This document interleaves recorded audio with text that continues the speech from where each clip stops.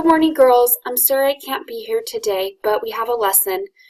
I stuck this PowerPoint in the Unit 6 folder if anyone wants to follow along, and your unit calendar will be posted by the end of today.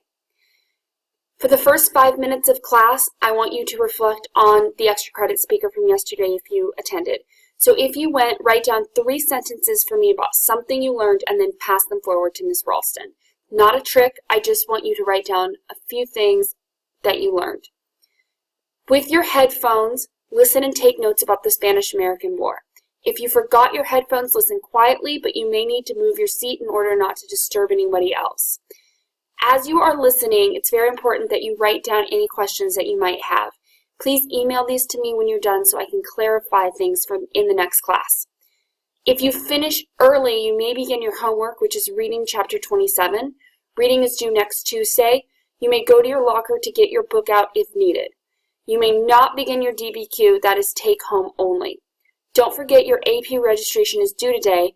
I want you all to register. There is no downside in taking the test other than, well, you're going to put a lot of extra studying into it, but I hope you all register because I firmly believe that you all have a shot at passing. So please email me any questions that you have from today's lecture. Again, this is really important that I'm able to clarify your questions next class. It doesn't have to be a fancy email. Just stick your questions in the body of the email and hit send. Alrighty then, let's get this show on the road. Today we're going to talk about the United States as an emerging world power. So please follow along with the new Manifest Destiny handout. So a quick refresher from where we left off before the test. Remember, by 1900, no populist party exists anymore. Many of the ECOLA demands become serious issues in about 20 years, but for the time being, the farmers get nothing.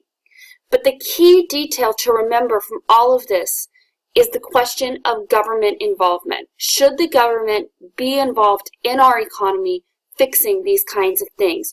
Should there be a kind of welfare society? So these are the questions that are going to come up again and again, and Franklin D. Roosevelt is going to attempt to solve some of these with his New Deal programs after the during the Great Depression.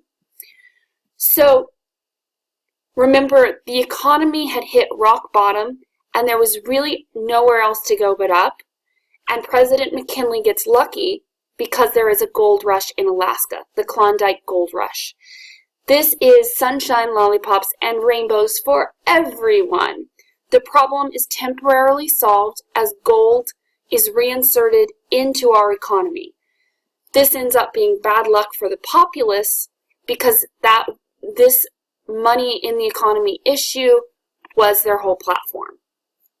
However, there is going to be a new issue, and that's foreign policy. Now, we haven't talked about foreign policy for about 50 years, and President McKinley is going to be the first president since Polk to have to deal with this. And just as a refresher, remember Polk was dealing with Mexico, our favorite topic, the Mexican-American War. So please be sure to follow along with your new Manifest Destiny handout. This is the backbone for today's lecture. So what is Manifest Destiny? So think back, pause this, reflect, remember, what is Manifest Destiny? So remember, it's our belief that America should stretch from sea to shining sea. But in 1890, there was something that ended this. What was it?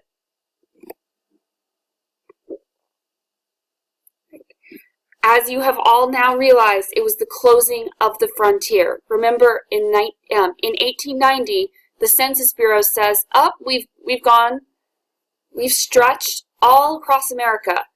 And as a result, we have Frederick Jackson Turner writing his Turner thesis that says, oh, hey, the American identity has been shaped by this frontier, and now what are we going to do? Will American identity stay the same? We've been shaped by this. Andrew Jackson is one of our prime examples of a man who was born in the frontier, he says, becomes a rugged individual as a result, based in democracy, and we get all these traits from the frontier. So what's going to happen now that we have nowhere else to go? So we are now going to usher in the age of the new manifest destiny. The United States is going to start looking beyond its shores in the second great age